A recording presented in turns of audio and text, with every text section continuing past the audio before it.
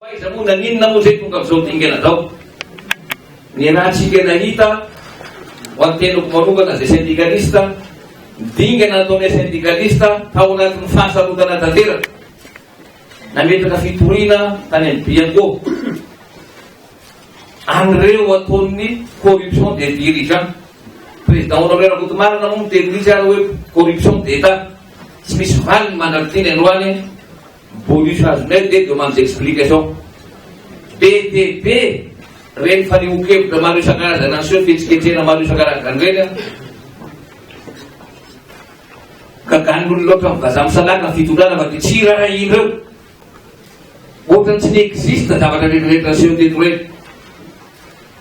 Nanitran'izay fotoana zay maro miresaka anandreo hoe nanginany amin'ny syndikaly nazo vola midodo fa efa nilaza nampanantena voaka malagasy zay fa tsy resaky antsony amin'ny mpanao gazety sy amin'ny fahitalavitra fa andao hijery hoe inona ny lalana irosony.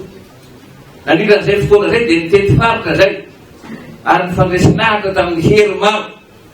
Anisan'izany namana mpanao gazety, ireo société civile maro isan-karazana nifanantona tamin'ny ray aman-dreny tany amin'ny faritra rehetrarehetra tany ka natsiaro tena zahay fa hoe raha mitohy ty fiantsina andany sy negilana atao amin'ny ny olona malahelo sy fitoram-panjakana tia lefarany fifamonoana foana ty fa maninona raha mitady fomba hifanatona tao anatin'izany rehetrarehetra zany dia tsy tsatra mihetsika ny olona rehetrarehetra.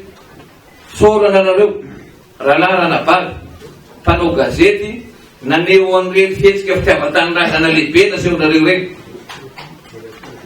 Sorana manokana anareo, isorana manokana ianareo vonikely maro isan-karazany naneo hevitra midika fa tena misy zavatra tena tsy mandeha ty firenena ty. Nanatona izahay ireo masovy vahiny sy ireo partenaire technique financier maromaro teto Madagasikara zay nanome raha amin'ny anay tamin'ny zavatra rehetrarehetra zay nataonay fa hoe tokony misy fifanantonana andronan'ny herivelona rehetrarehetra eto Madagasikara. Nandrisika anay ireo olona reo ny fanatanterahana an'izany ary nanao recommandation manokana ary ireo masovy vosatra hoe atsovy izahay mba hanatrika mba farafaratsa titrana témoin. Fa tena nanao an'izany ianareo ka ho hitatsika eo mamaly ny fanjakana tsara tsy mamaly ny fanjakana tsara. Taty orindriny na reo ray aman-dreny mpiangonana zay niangaviana ary lefa gagagaga hoe dia zany ve dia mbola tetezany ty fanjakana ty fepena reny. Hitatsika ny toy ny tantara nivoaka tamin'ileo 14 juillet ny fanambarana avy ao amin'ny vomiera ny vega misahana ny rara sy ny fandriam-palema mikasika ny nécessité le plus absolu asiana fifanatona. Akory moa ny afalianay mpikano